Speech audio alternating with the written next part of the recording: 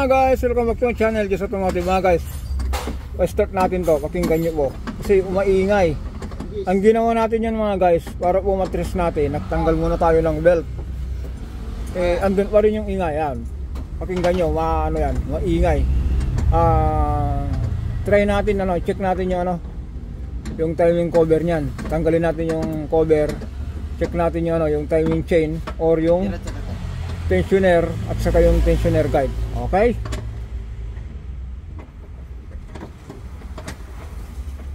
Abangan nyo mga guys ha. Pandarin natin to. Mga guys, pakinggan nyo yan ang ingay. Check natin yan. Sana timing chain lang o ano. Agaw!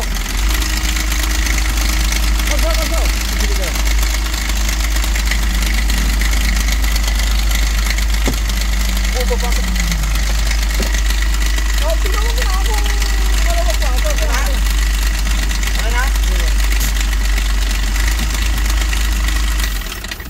Ayun mga guys, may yung ingay na yon, check natin yon kung ano yon. Kaya? Ayun mga guys, nakalas na natin yung yung cover. Magkaon tayo ngayon ng langis. Pandaro natin ang ganyan.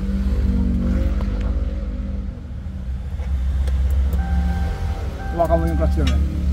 Ayan mga guys, nakalas na natin yung cover. Yan, walang cover, magpandar tayo. Magkaon tayo ng langis, sige.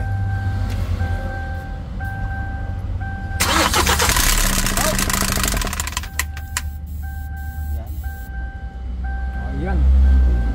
Parang may mayroon bang supply ng langis? Sige. So ba? Medyo patagalin mo.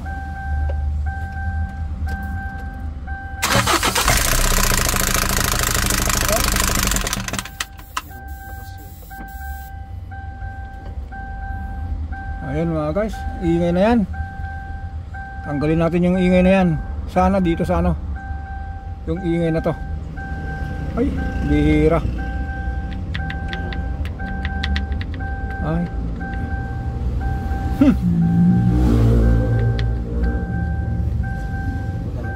Ay, wala na. Ito. Tayo dyan. Sige, tanggalin mo to. Ito mga guys, nahuli na natin yung problema. Ganito tayo mag-troubleshoot dito. Timing mo muna, Joel. Okay. Abangan nyo na lang uli. Palitan natin itong guide. Ito, yun ito. Ito, wala nang laro. Ha? Dalang, sige, dalang. Ito, yung tensioner nito. Patay tayo nito, ayan. Palitan natin to. Okay? Guys, nakalas na natin yung timing, yung timing chain. Diba sabi ko kanina, yung unang under natin dito, yung kung hindi timing chain, timing guide, tensioner. Kaninang ginalaw natin dito, patay tayo dyan. Yung yung ang laki na ng clearance, yung tensioner nya. Kaya yan, yung nakita natin. Kung balikan nyo itong kung rewind nyo dito sa video natin, nakita nyo yung troubleshoot natin kaninang nakatakip pa nyan, maingay. Kasi ang ginawa natin dito mga guys, sabi ko nga po kanina, tinanggal muna natin yung drive belt. Wala yung mga belt na yan, pinander natin. Ganun pa rin yung ingay. Kaya nga sabi ko, nag-decide ako, buksan nyo yung yung timing cover, check natin yung timing chain. Kasi mga guys, minsan yung ganito, parang mga mga kadena ng bike, kung maluwag na o kaya motor, umiingay, ganun at ganun po yun. Kaya nakita nyo po kanina, kaya umiingay po yung clearance ng tensioner, masyado ng maluwag.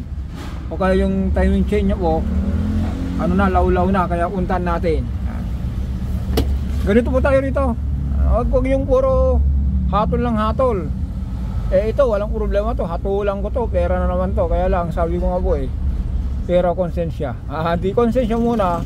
Kung may konsensya, susunod na yung pera. Pero kung pinera mo, patay tayo dyan. Konsensya, abutin mo nito.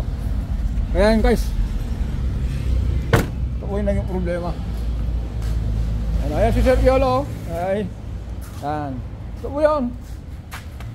Kanina sabi ko, check natin yung timing chain. Kung pansin nyo yung timing chain, bago pa, wala pang tama. Itong guide po, itong guide, timing guide po ito, walang tama. Itong timing chain ito, maalog. Malaki na po yung biyak.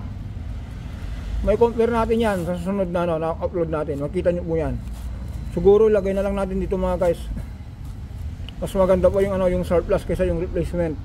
Hanap tayong surplus na ganito. Tapos ito, yung sabi kong stock up. Ito, normally konti lang yung niya, yung laro niya. Ito ang nagiging po mga guys. Kaya maingay kanina, yung klak klak klak klak. Umipitik dito dahil ito po sagad na. Dapat po ito nakakalahati. Ang nangyari po dahil ito sagad na po yan niya, lawlaw na po siya. Ito, wala na, hindi na may tulak na maayos. Hindi na makapagbigay ng tension ba. Hindi na mahawakan yung itong tensioner. Kasi dito mga guys, ito yon. Ayan, dito po yon. Kakaroon ng ingay. Patay tayo nito. Kaya ayan. Ang may bibiling ko lang dito mga guys ay 4 second episode po ito. Mamaya magkwentuhan tayo. Kwentuhan na walang biro. Andito na tayo. Di ba mga guys? Alam na tayo rito. At inantay lang natin yung pyesa ng CRB. Naka-hold dito dahil yung pyesa inantay natin dahil wala yung mga oil seal. Ano po ito mga guys Gen 3 ng CRB. Pinalitan natin dito mga support, vibration. Ganito tayo rito, isa-isa lang. Magaling ang kalaban. Isa-isa lang may lang kalaban sabi nila. Pero mas maganda mga guys, slowly but surely, di ba? Ayan mga guys, ulitin ko. Itong Kia na to. Ito. Yung ingay niya po dun sa timing chain yan. Nakita niyo po ito. Kung nakita niyo po ito, alam niyo na po yan. Antipolo tayo. Ayan mga guys. Nantay na lang natin yung approval ng Barangay Mayamot. Kung may approval na po niyan, abangan niyo yung second episode. Kung umandar na po na matino. Bye bye.